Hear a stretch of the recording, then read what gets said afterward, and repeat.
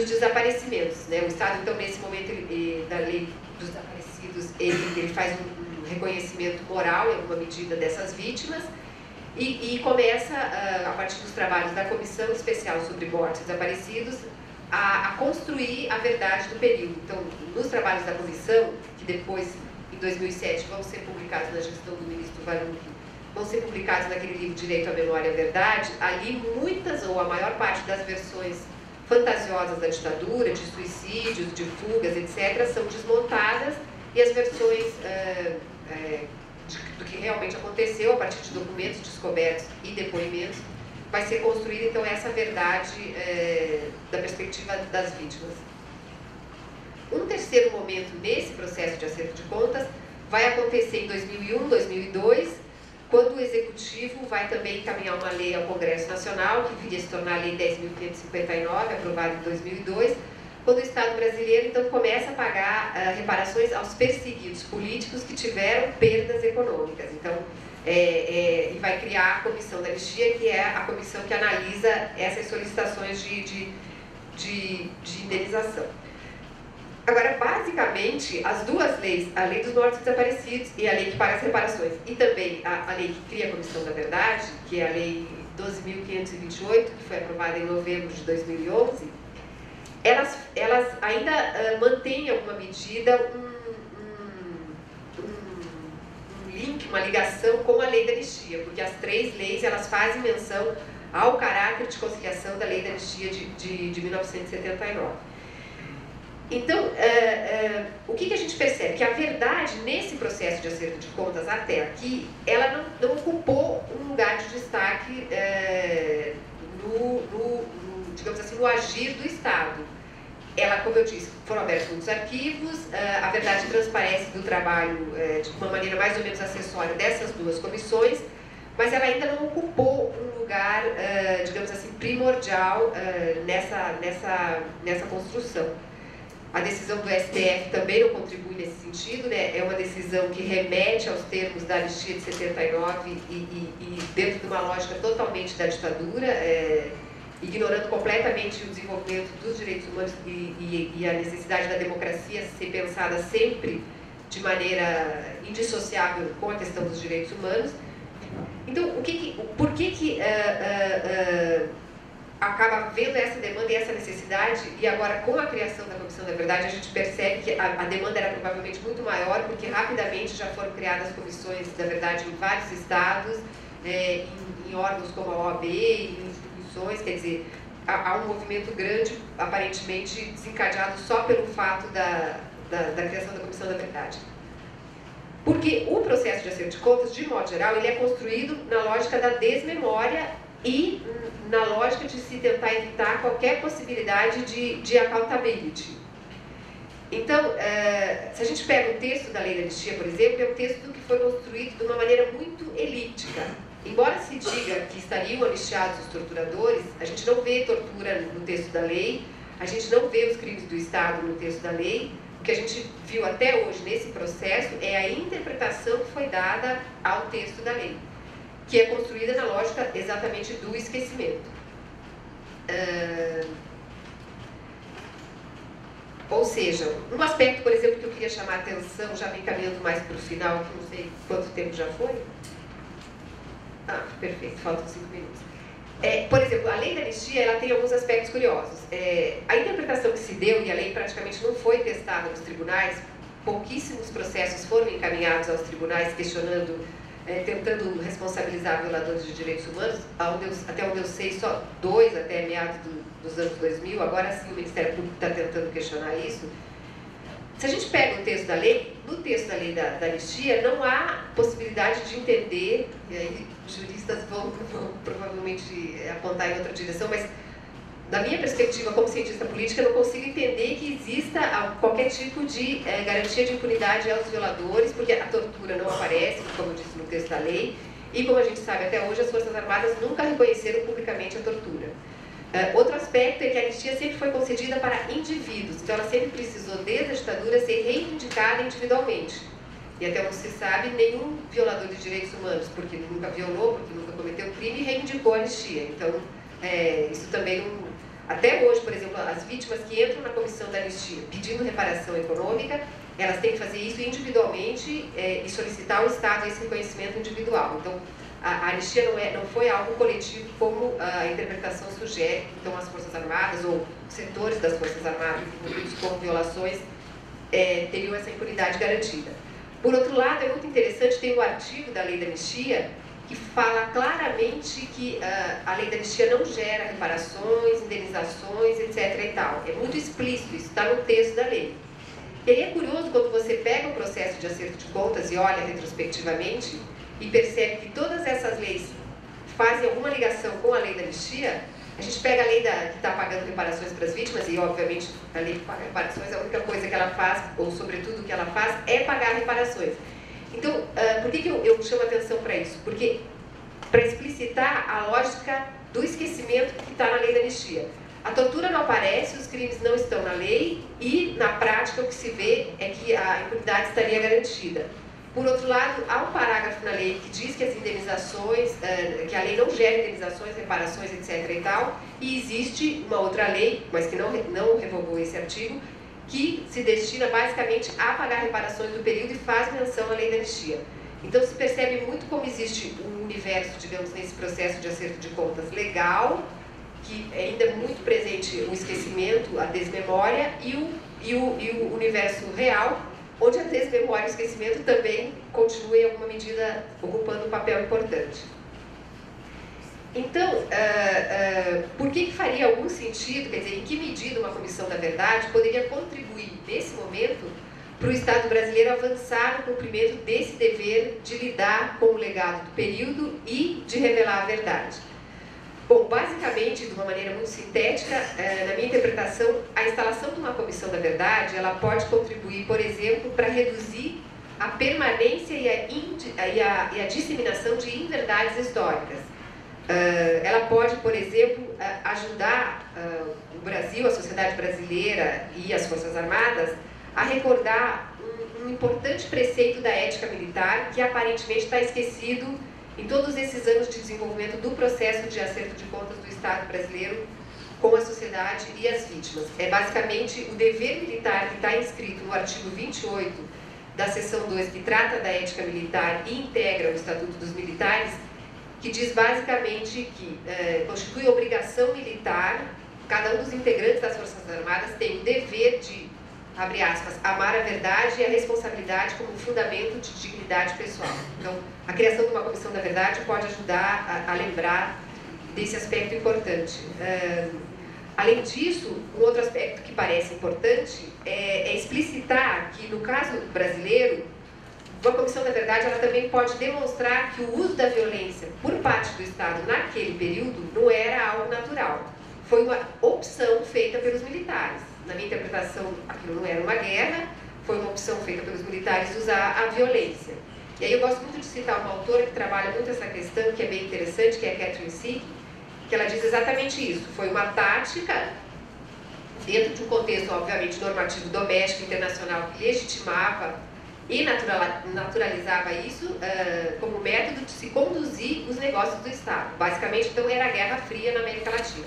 Então, dentro dessa lógica, é que se optou pela violência, não era natural, foi uma escolha. A partir daí, a Comissão da Verdade ela também pode contribuir não apenas para deslegitimar a ditadura e reiterar a legitimidade da democracia, quer dizer, confirmar a importância da democracia, mas também para relembrar algo que num país tão violento como o Brasil parece fundamental, que é basicamente a relação da democracia, quer dizer, do nosso novo, não tão novo regime, com a promoção e respeito aos direitos humanos.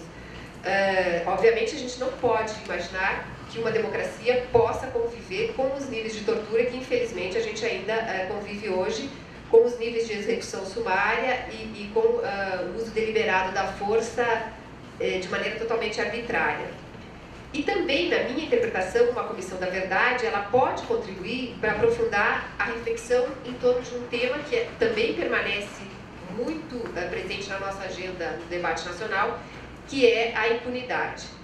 Ou seja, eu acho que se for bem conduzida a Comissão da Verdade, e eu acredito que seja, e torço para que seja, por conta do tempo histórico que decorre desde a realização dos crimes, né?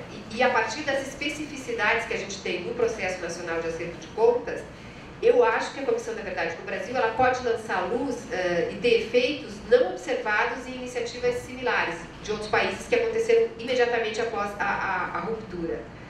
Então, sobretudo essa insistência do processo de acerto de contas no Brasil permanecer atrelado a essa noção de esquecimento e impunidade, sobretudo por conta da manutenção da ideia de anistia e da decisão do STF recentemente. Outro aspecto que eu acho que a Comissão da Verdade pode contribuir é para uma reformulação da atuação das forças de segurança, basicamente as polícias, né, Polícia Civil, Polícia Militar e as Forças Armadas. Também pode contribuir para resgatar a dignidade das vítimas, porque aí é um aspecto importante que eu mencionei, mas que eu queria terminar minha fala chamando a atenção para isso, que também se escapa um pouco. Digamos assim, uma das estruturas de uma Comissão da Verdade, eu imagino que sejam duas: reconstruir a partir dos arquivos e da documentação e das entrevistas e dos depoimentos o que foi a violência naquele período. Mas um outro espaço tão importante quanto, ou talvez até mais para as vítimas, é que a Comissão da Verdade ela pode se constituir, e ela deve se constituir, ela tem que ser esse locus de accountability e de reconhecimento para as vítimas, quer dizer, um espaço onde as vítimas, quem testemunhou as violações, quem eventualmente cometeu, se quiser falar, e quem impediu que acontecessem crimes, um espaço que essas pessoas, esses indivíduos, esses cidadãos brasileiros possam contar as suas verdades e então construir a verdade do período. Isso é um aspecto muito importante que eu acho que se a Comissão da Verdade conseguir lidar com isso vai ser fundamental. Por fim, então, quer dizer, a gente tem que ter em mente que o que move essa reflexão desse processo de acerto de contas é basicamente essa ideia de olhar para trás, se preocupando com a construção de um presente e de um futuro mais democrático e mais pacífico. Basicamente, lembrar que patrocinar o Estado de Direito implica em tornar todos os cidadãos iguais perante a lei, mesmos direitos, mesmos deveres, desconstruir essa lógica de recriminações de grupo. Então, quem era opositor do regime militar da ditadura era guerrilheiro ou era terrorista, exatamente, ou os integrantes das Forças Armadas todos eram torturadores. Quer dizer, desmontar essa lógica de recriminações de grupo, que não faz sentido numa democracia, e basicamente falar, eu acho, e refletir sobre a Comissão da Verdade é falar sobre a memória que está inserida, ou pelo menos deveria estar, na política, e é falar de responsabilidade. É isso, obrigada.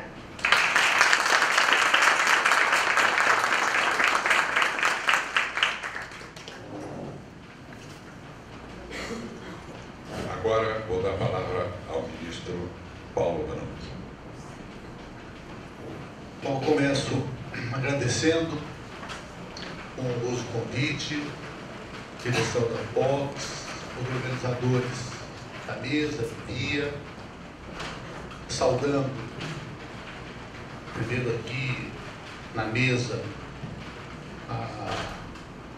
os amigos, a querida amiga Glenda, minha colega na pós-graduação, na USP, e ambos orientandos do Regis de Castro Andrade, que ela lembrou. Quero voltar a lembrar aqui, como um grande amigo, grande professor, meu colega de presídio. Passamos uma noite no fundão do DOPS, conversando a noite inteira, porque a cama também era muito sofrível e era um jeito de ir dormir só como se estivéssemos morrendo de sono. Metade da fala dele era de saudade da Marili, que era a esposa do Regis na época, e o Regis, um caso entre vários da morte remota, muito mais tarde, como consequência da tortura.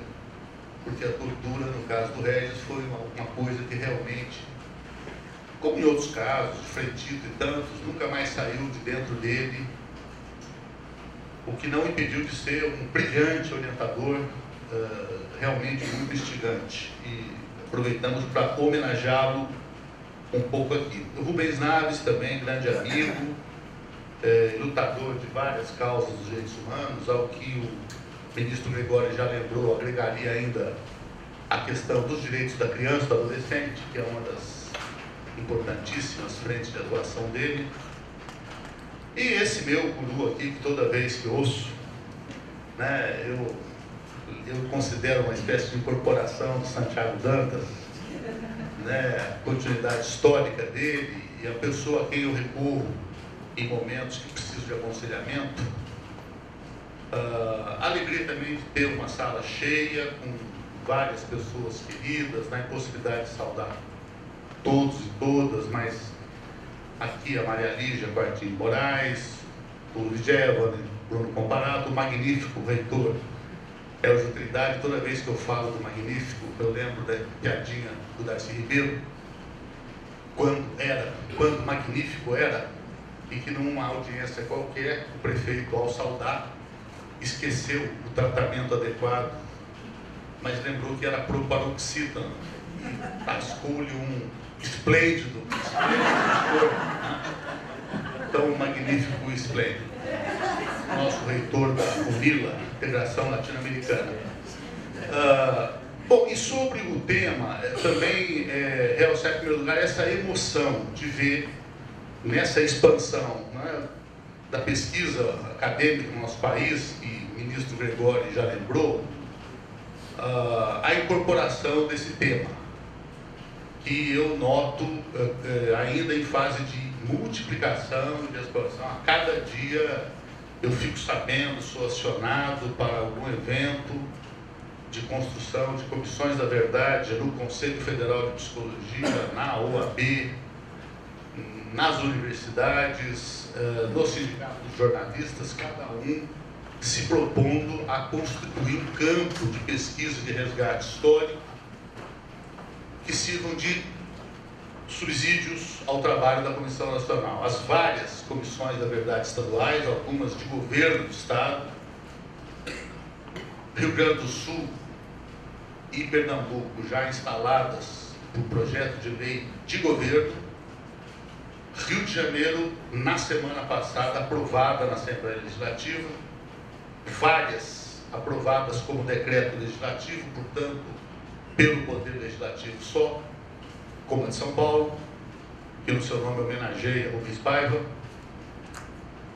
A Veroca esteve presente no ato de instalação. Várias outras de assembleias legislativas já instaladas ou sendo propostas, debatidas, algumas de capitais como São Paulo, e sobretudo essas de segmentos, de setores, de universidades. A USP mesmo está agora debatendo, existe a proposta de fazer esse mergulho. E me cabe falar um pouco aqui do que me parecem ser os passos constitutivos históricos, chegando no momento em que estamos, abrir um pouco a discussão de possíveis desdobramentos a partir de aqui, e realçando nesse tema, além do que o ministro Gregório já acentuou, que é o caráter de Estado das questões de direitos humanos, o caráter de Estado dessa conquista histórica, que foi muito bem fotografado naquela mesa inédita do ato de instalação, em que a presidenta Dilma, pela primeira vez, reuniu 4 outros presidentes da República vivos, numa foto que nunca existiu antes, como se ali o significado fosse: aqui quem fala é a República. E qualquer divergência de enfoque interpartidário, intergoverno, situação, oposição, são secundários em relação a esse caráter maior.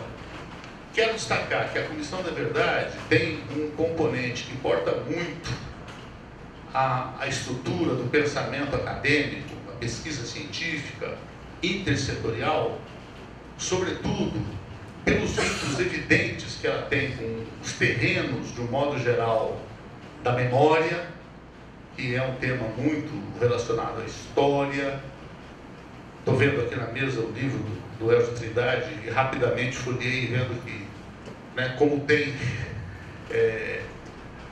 argumentos aqui que interessam ao trabalho da Comissão da Verdade, um dia mergulhar, inclusive, naqueles momentos odiosos em que os pesquisadores sabem como a vida interna da universidade tem lá as suas disputas, as suas paróquias diferentes, tem os concursos com altíssima rivalidade, e como era terrível naquele momento um dos concorrentes ser amigo do poder, ter um telefone que pudesse chamar o SNI, pudesse chamar o DOPS, e isso aconteceu.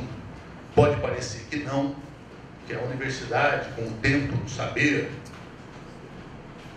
estaria imune a isso, não esteve, e se a universidade tiver coragem de fazer esse mergulho, ela vai se permitir crescer como universidade melhor.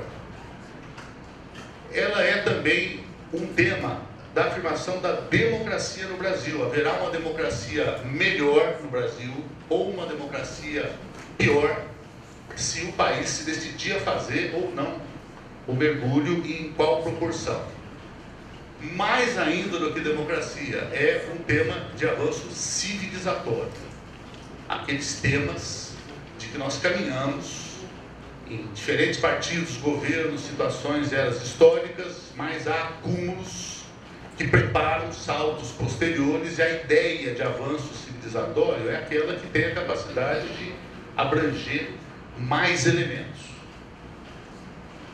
O Bobbio, quando fala, né, um episódio que envolveu pessoalmente de uma imprensa destruidora de reputações, que dizem que é uma imprensa que existe em alguns países do planeta, descobre uma carteirinha do Bobbio como afiliado à juventude fascista. Então fica um estardalhaço quebrando aquele que já era um ícone dos direitos humanos, para deleite da direita democrata cristã e de segmentos comunistas que rivalizavam com o Bobbio antes do famoso editorial do Lunitário, no aniversário de Bobbio ainda vivo, um jornal fundado por Gramsci, que era Grazie Bobbio, e o Partido Comunista reconhecendo como que os questionamentos de Bobbio tinham sido fundamentais para o questionamento e para o avanço muito particular que o pensamento marxista teve na Itália. E o Bobbio, ele enfrentou a denúncia dizendo que se tratava de um jovem de 16 anos, mas mesmo assim ele entendia a filiação dele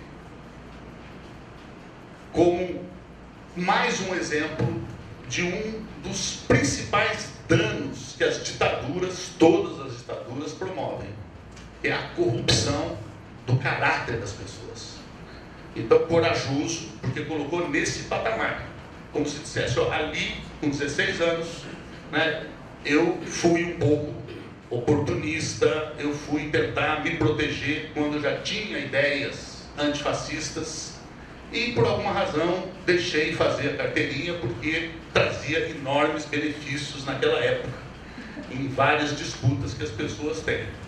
Eu falo isso como ilustração desse tema, de que a universidade tem um belíssimo desafio de comissão da verdade, porque se fizer isso, ela constrói uma universidade num degrau superior de avanço civilizatório, de convivência democrática, mantidas, garantidas as sagradas divergências, diversidades, sem o que não haverá movimento, não haverá avanço do conhecimento. Nos passos constitutivos... e quero lembrar também que o tema Comissão da Verdade tem, além da história, da arquivologia, tem o problema da memória no aspecto analítico, e aí a comparação entre nações e a pessoa humana. E quem não tiver objeção à psicanálise, pensamento freudiano, com todas as suas variantes posteriores, concordará que o ser humano, que conhece melhor a si mesmo, e aí não é Freud que inventou isso, Sócrates já tinha o nós TY. Quanto quanto melhor a pessoa se conhece, a sua história, a sua infância, ela se prepara melhor para o crescimento, para o desenvolvimento em todos os aspectos. Profissionais, intelectuais, educacionais, amorosos. E se isso vale para as pessoas, deve valer em grande parte para as nações também. E o Brasil vive hoje a primeira experiência de autoexame. Então ultrapassa em muito o significado, aí até restrito, de analisar um período ditatorial alargado pelas necessárias composições políticas dentro do governo Lula. A data inicial foi 46, o que eu entendi naquele momento como um recuo absolutamente realizável, para não ficar marcando 64 com um caráter que podia ser interpretado como puro. 64 rigorosamente não é o início da inconstitucionalidade, é em 61, porque o vice-presidente constitucional foi impedido de tomar posse. Então, a lei 9.140, que tem aqui o seu grande construtor, arquiteto, já estabeleceu como marco inicial o período 61, e também aprovar 46 deixa a Comissão da Verdade em condições de fazer exames de aspectos importantíssimos que nós todos, mesmo uma pessoa como eu, que há 40 anos está mergulhado nesse trabalho, é pouco imaginável. Eu estou falando, por exemplo, do massacre do Paralelo 11, do Cinta Larga, em que aviões na divisa de Rondônia e Mato Grosso, Rondônia em cima da reserva Roosevelt, talvez a maior reserva de diamantes do mundo, inexplorada até hoje. Aviões jogaram dinamite, jogaram bombas, jogaram balas, guloseimas com cianureto. As crianças corriam. E agora, instaurada a Comissão da Verdade, o dirigente do CIMI, Egípcio Oden, pediu que ela investigue esse massacre, que é de 60, pediu que investigue o episódio ali dos Pataxó, na Bahia, onde um oficial da aeronáutica foi nomeado o primeiro dirigente da área indígena, SPI, depois FUNAI, em 64, e há registros de inoculação de vírus para uma espécie de extermínio de centenas de pataxós, crianças vivas da varíola. A construção da rodovia Manaus-Boa Vista. Até hoje é uma rodovia que para à noite, às 6 da tarde, não pode mais transitar porque corta. E foi feita entre 72 e 75 também. Ou seja, o relatório final da Comissão da Verdade, eventualmente ele pode surpreender a nação, começando dizendo que não foram 400 mortos desaparecidos, mas foram 2.000, foram 3.000. Ninguém fez ainda um trabalho sério sobre quantos trabalhadores rurais, especialmente em Pernambuco e Paraíba, foram eliminados naqueles primeiros dias. Visto que o movimento Ligas Camponesas, naquele período anterior ao golpe, cercava usinas, ameaçava usineiros, às vezes atirava em usineiros. Então dá para pressupor mais ou menos o tamanho do contra-ataque, a revanche, e são pessoas que ainda hoje, em grande medida, não têm documento de identidade. Naquele tempo, muito mais.